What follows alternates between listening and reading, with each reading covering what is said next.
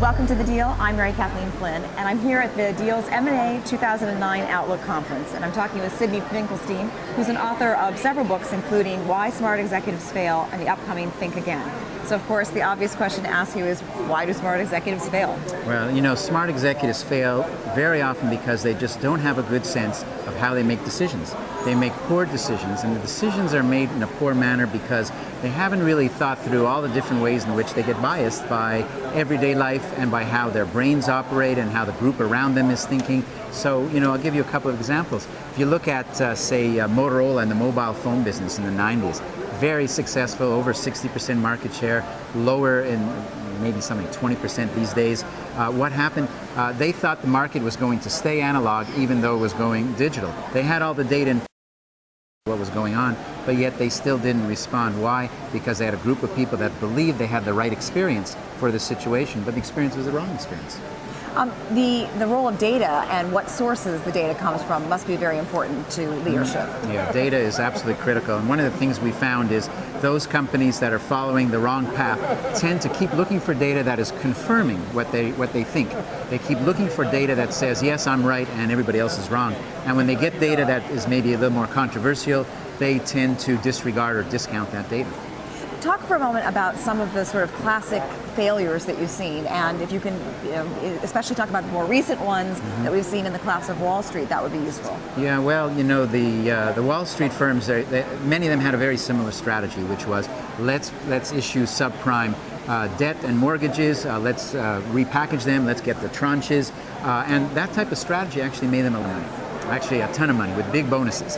And so when you have a strategy that works, it makes doubling down and tripling down on that. The problem here is that there were all kinds of warning signs that were out there. Every one of these firms had risk management people that were coming up into meetings and saying, we have some things you have to be concerned about, that you need to be worried about.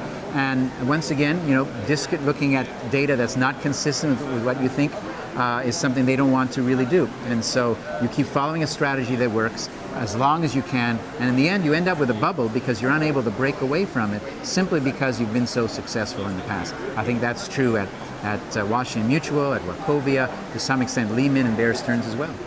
You've interviewed dozens and dozens of executives about why they've failed. What's the sort of bottom line advice that comes out of your research?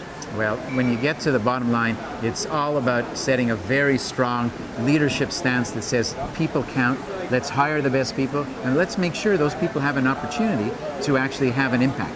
And I think that's all about building a team. And then I'd say the second thing is let's try to be aware of some of the ways in which we don't think as straight as we could, how some of the ways in which our decisions tend to be biased. And when you go and look into some of those underlying factors related to experience or self-interest or making early judgments on what the right answer is, you gain a lot of insight into what to beware of. Are there any standouts on the positive side or the negative side? Give us some names. Well, certainly on the negative side, Jerry Yang at Yahoo has been a big problem. When he had an opportunity to sell to Microsoft, didn't want to do it, couldn't imagine selling Yahoo to, you know, of all companies, Microsoft, and that turned out to be a $30 billion mistake. I think there are a number of banks that also fell into a variety of traps, you know, Ken Thompson and Kerry Killinger and some others, and they were problems. On the plus side, I think Steve Jobs has been able to retain and continue tremendous amount of success, actually accelerated success, even in these rougher waters as he's emphasized design. I think IBM has been a great, very well-run company. I think Procter & Gamble under A.J. Lafley has been very, very strong. And I think we even should give some credit to Microsoft, because rather than go after Yahoo and keep raising the bid, which is very common in the M&A game, they walked away. Steve Ballmer walked away and said, this is too rich for me. And now is apparently not about to go back in. We've got a new administration. President-elect Obama takes over in January. What are your expectations for the Obama administration tech deal making? I think Obama, you know, he's got some of the best advisors around him, and that is one of the best early signs you want to see in this transition stage. And I think he's going to be much more pro-business than most people think. I think he's got a vision that says he wants to have an impact on the overall economy and overall on a global basis as well, and is not going to be, I don't think, beholden to just one sector of the political spectrum. And I think when you look at some of the things he's done already with the transition team, and the number one word that comes out when you look at what Obama's done, it's only been 1 week since the election, the word is competence. He's exuding competence. And I think that's something that's going to play well and really is going to be a positive sign as we move into the transition into the new Obama administration. All right, well, thank you very much, Sidney Finkelstein, and you've got a new book coming out in January, Think Again. Thanks for talking with us. And thank you for watching The Deal. I'm Mary Kathleen Flynn from The Deal's M&A 2009 Outlook Conference.